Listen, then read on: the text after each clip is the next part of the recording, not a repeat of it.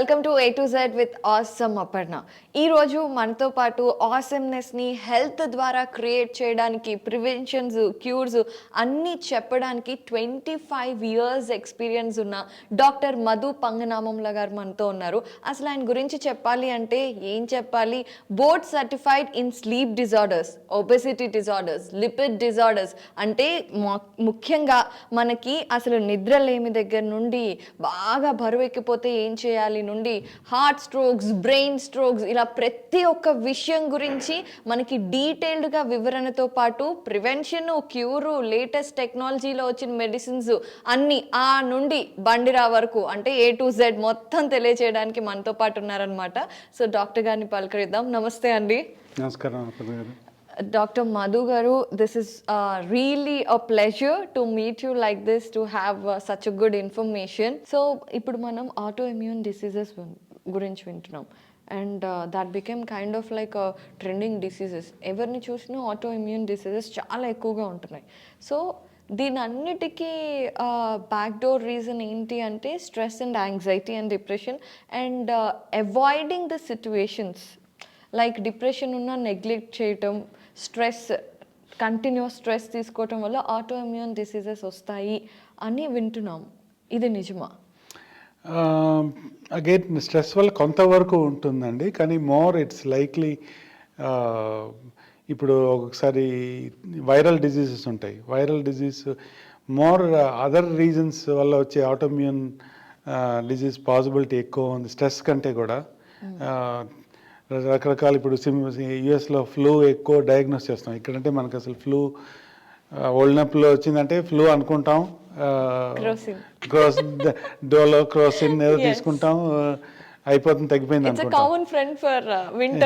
Exactly. So కానీ ఇప్పుడు కొంతమందిలో ఏమవుతుందంటే ఈ మనకు వచ్చిన వైరల్ తెలియనప్పుడు, ఇప్పుడు డెంగ్ అనండి, రకరకాలు వస్తున్నాయి.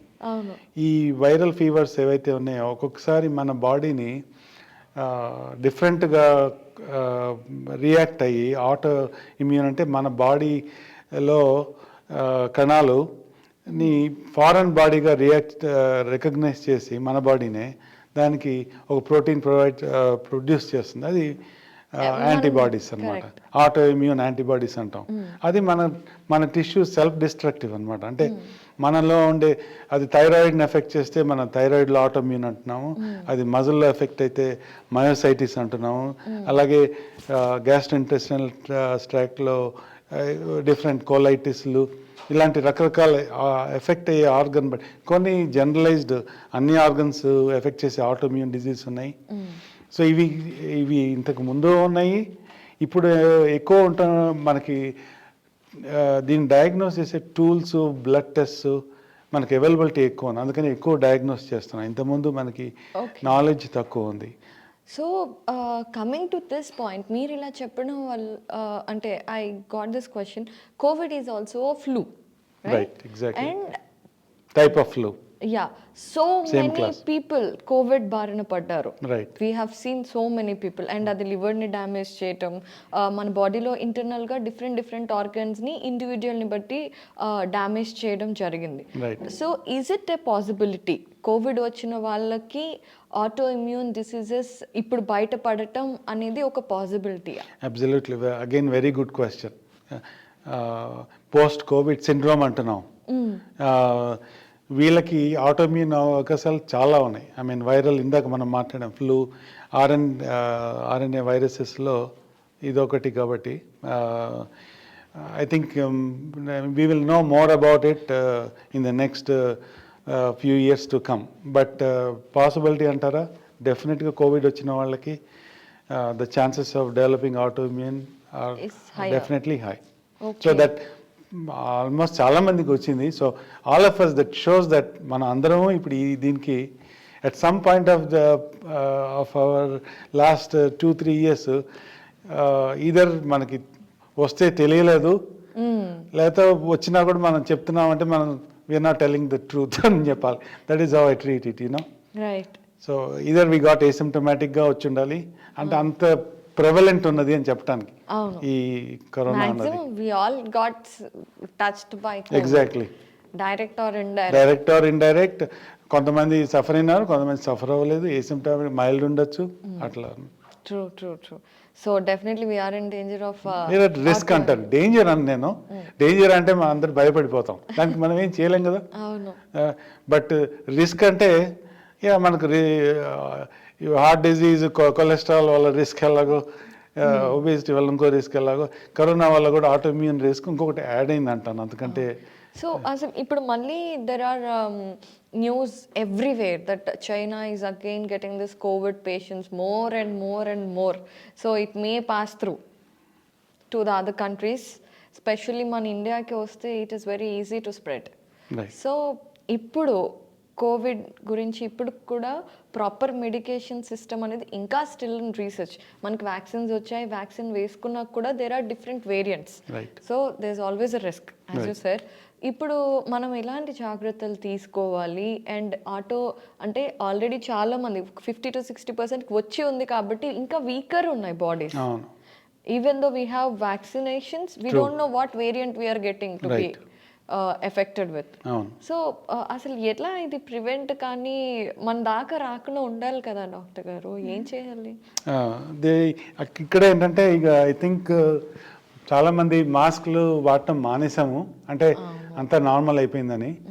బట్ నేను కూడా ఇంకా mask will become a norm. అంటే it is already a norm in western and Asian countries, isn't it? ఇక్కడ ఆల్రెడీ మనకు యూర్ రైట్. కానీ వెస్టర్న్లో కూడా mask what you call hesitancy or resistance చాలా ఉంది పెట్టుకున్న వాళ్ళు. ఇక్కడ ఎలాగో అక్కడ చదువుకున్న మూర్ఖులు అంటానే ఆ టైప్ అనమాట అక్కడ.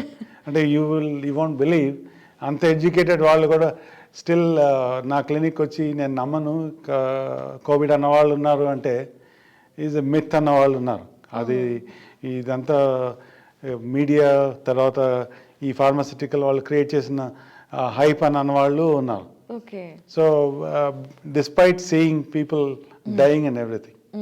సో దీనికి I think there is no, unfortunately దీనికి ఈజీ సొల్యూషన్ లేదు other than taking the reasonable precautions. Wearing mask is still, I think, what we should do. And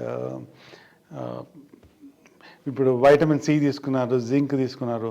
I think we are beyond that stage. ఇంతకుముందు కొంతమంది ప్రివెంటివ్గా vitamin C తీసుకునే వాళ్ళు, zinc తీసుకునే వాళ్ళు, these vitamins వల్ల protection వస్తుందా, there natural. ఇంకా మరి ఎల్డర్బెరీ అని అక్కడ కొన్ని న్యాచురల్, అలాగే ఇప్పుడు ఆయుర్వేదిక్లో, హోమియోపతిలో ఇక్కడ కొంతమంది ఇచ్చారు. మరి దానివల్ల ఎఫెక్ట్ ఎంత ఉందో నాకు ప్రివెంటివ్గా నాకు అంత ఎక్స్పీరియన్స్ లేదనుకోండి. బట్ సింపుల్గా చెప్పాలి అంటే సాధ్యమైనంత వరకు అవాయిడ్ హై ఇన్సిడెన్స్ ఉన్నప్పుడు. అంటే ఇప్పుడు రైట్ నౌ ఇన్సిడెన్స్ తక్కువ ఉంది కాబట్టి we still meet friends, we cannot stop our regular. Don't you think that is the reason we can spread COVID? Right. Before high incidence rakamunde, if we can stop meeting people, maybe we can be safe. No? That is not the solution kada. That means that you cannot live a normal life. We are getting what you call, we are hostage to the virus. So అది కాకుండా కొంచెం balance చేసుకోవాలనుకుంటాను నేను. ఇప్పుడు మీరు నేను మాట్లాడుతున్నాము, ఐడియల్గా అయితే మనం మాస్క్లు పెట్టుకొని మాట్లాడాలి. So we are not doing that. దానికి ఎందుకు అంటే నేను బయట వెళ్తే నేను మాస్క్ పెట్టుకుంటున్నాను. అంటే క్రౌడ్లో వెళ్ళినప్పుడు suppose I was coughing, I would be wearing my mask even if first of all I would not even do this. అంటే నాకు ఒకవేళ ఏ కాఫ్ ఉన్నా కూడా మీతో I would not be doing this.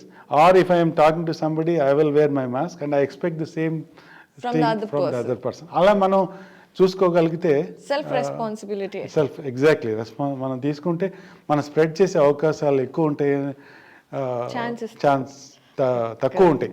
Spread చేసే ఛాన్సెస్ తక్కువ ఉంటాయి. So let's talk about, we have discussed a lot. So బేసిక్గా మీ కో ఏరియాస్ చెప్పాలి అంటే lipid disorders. Right. So basically ఈ వర్డ్ చాలా మందికి కొత్తగా ఉంటుంది. ఈ లిపిడ్ డిసార్డర్స్ అంటే ఏంటి డాక్టర్ గారు? లిపిడ్ అంటే బేసికలీ కొవ్వు అండి. కొవ్వు పదార్థం మన బ్లడ్లో ఎక్కువైతే వచ్చే దాన్ని లిపిడ్ డిజార్డర్ అంటాం. మామూలుగా ఉండాల్సి కంటే ఎక్కువగా ఉండటం, అంటే రకరకాలు ఉన్నాయి ఇందులో. హైపర్ కొలెస్ట్రాలమియా అంటాం, అంటే అందులో ఎల్డిఎల్ కొలెస్ట్రాల్ ఎక్కువ. సామాన్యంగా ఇది జెనెటిక్ వస్తుంది, type hyper cholesterol, primary hyper cholesterolemia, secondary hyper cholesterolemia అంటాం. ప్రైమరీ అంటే సామాన్యంగా జెనెటిక్, మన ఫ్యామిలీలో ఎవరికో ఉండి అలా వచ్చిన అవకాశాలు. అప్పుడు ఏంటంటే టోటల్ కొలెస్ట్రాల్ 300 కంటే ఎక్కువ ఉండొచ్చు. ఎల్డిఎల్ అంటే బ్యాడ్ కొలెస్ట్రాల్. టోటల్ కొలెస్ట్రాల్ అంటే మన బాడీలో ఉన్న టోటల్, దాన్ని మనం చేసే లిపిడ్ ప్రొఫైల్లో వస్తుంది. హెచ్డిఎల్ అన్నది good cholesterol. Total cholesterol more than 300, LDL more than 200 ఉన్న వాళ్ళకి ప్రైమరీ హైపర్ కొలెస్ట్రాలమియా ఉండే అవకాశాలు ఎక్కువ ఉంటాయి. వీళ్ళకి ఏంటంటే హార్ట్ డిజీజ్లు, బ్లాకేజ్ వచ్చే అవకాశాలు ఎక్కువ ఉంటాయి. వాళ్ళకి అర్లీగా ట్రీట్ చేయడం చాలా అవసరం. అలాగే హైపర్ ట్రైగ్లిజరిడిమియా అంటాం. హైపర్ ట్రైగ్లిజ అది ఇంకొక రకమైన కొవ్వు. సామాన్యంగా ఎక్కువగా ఉండడానికి రీజన్ ఆల్కహాల్ మెయిన్. ఆల్కహాల్ వల్ల హైపర్ ట్రైగ్లిజరైడ్స్ వస్తాయి. ముఖ్యంగా సామాన్యంగా 150 కంటే తక్కువ ఉంటాయి ట్రైగ్లిజరైడ్స్ అన్నది. తర్వాత ఇప్పుడు కార్బోహైడ్రేట్స్ అన్నది, దానివల్ల కూడా ఎక్కువ ఈ ఇంపేర్డ్ గ్లూకోజ్ టాలరెన్స్ ఉన్నా కూడా ట్రైగ్లిజరైడ్స్, ఈ కొవ్వు పదార్థం ఎక్కువ ఉండే అవకాశం ఉంటుంది. సో ఇన్ఫ్యాక్ట్ డయాబెటీస్ రాకముందు అర్లీగా పెరిగే మన బాడీలో పెరిగే బయోకెమికల్ పారామీటర్స్లో ట్రైగ్లిజరైడ్స్ ఒకటి ఉంటుంది. ఎందుకంటే మన తినే గ్లూకోజ్ మెటాబలిజం ఏదైతే ఉంటుందో అది దీని ట్రైగ్లిజరైడ్ కన్వర్ట్ అయ్యి అది ఎక్కువ పెరుగుతుంది అనమాట. ఈవెన్ షుగర్ బార్డర్ లైన్ ఉన్న వాళ్ళకు కూడా ఇది అర్లీగా అలా కూడా మనం డిటెక్ట్ చేసే అవకాశం ఉంటుంది. కొలెస్ట్రాల్ వల్ల మోర్ హార్ట్ వచ్చే అవకాశాలు ఉంటాయి. ఈ ట్రైగ్లిజరైడ్స్ ఏదైతే అంటున్నామో ఇది ఎక్కువ ఉండటం వల్ల ప్యాంక్రియాటైటిస్ అంటాం. మోర్ దెన్ 500 ఉన్న వాళ్ళకి ఆల్రెడీ ఆల్కహాల్ తాగే వాళ్ళకి ప్యాంక్రియాటిస్ రిస్క్ ఉంటుంది. అందులో ఈ ట్రైగ్లిజరైడ్స్ మోర్ దెన్ 500 కంటే ఎక్కువ ఉన్న వాళ్ళకి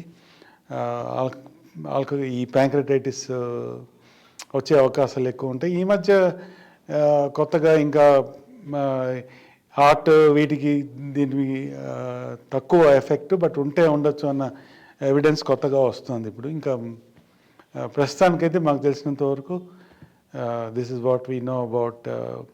అండ్ సెకండరీ హైపర్ కొలెస్ట్రాలమియా అంటే మామూలు తర్వాత మన డైట్ వల్ల వచ్చే పెరిగిన కొలెస్ట్రాల్, దాన్ని మన ఎక్సర్సైజు, డైట్ చేంజెస్ చేసుకొని, ఈ ముఖ్యంగా బీఫ్ అట్లాంటి వాటిలో రెడ్ మీట్ అంటాం, రెడ్ మీట్లో ఎక్కువ కొలెస్ట్రాల్ ఉంటుంది. ఇవి తగ్గించుకుంటే లిపిడ్ డిజార్డర్స్ మేజర్గా అంటే సామాన్యులకి ఇంతకంటే అనవసరం అనుకుంటాను అనుకోవడం.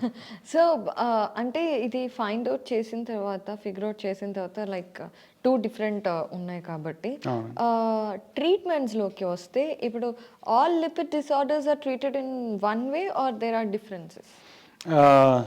Again this is very good question. Most of the time statins అన్నది మీరు వినే ఉంటారు. ఈ కొలెస్ట్రాల్ పెరిగినప్పుడు అయితే వాళ్ళకి మేము ఇచ్చేది స్టాటిన్స్ అనమాట. స్టాటిన్స్ బట్ స్టాటిన్స్కి ఏంటంటే not only reduces cholesterol, it has by some other way it also prevents strokes, heart attack, we know that also.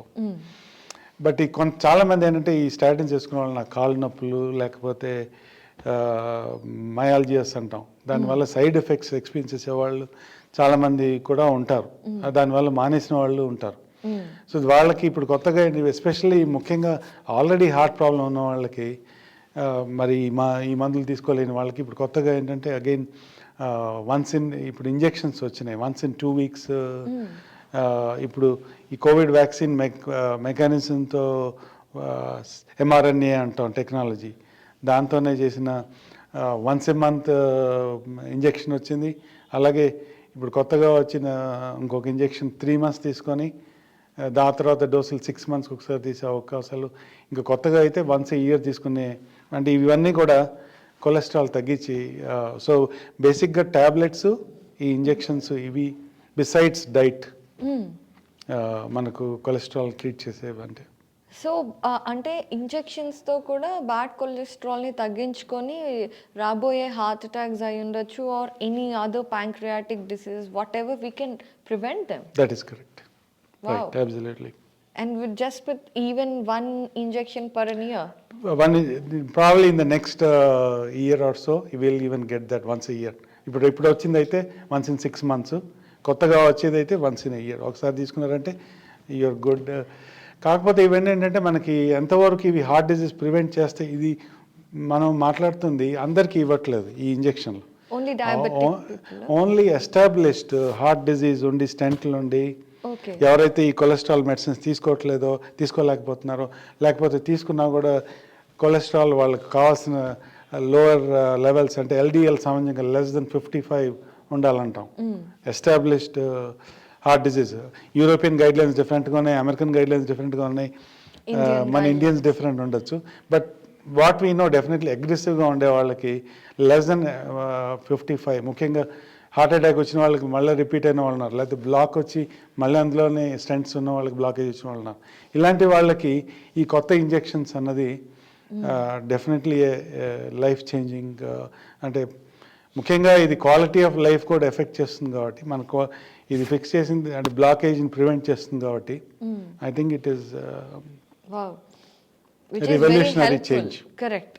So definitely a revolutionary change. అవునండి. సూపర్ అండి.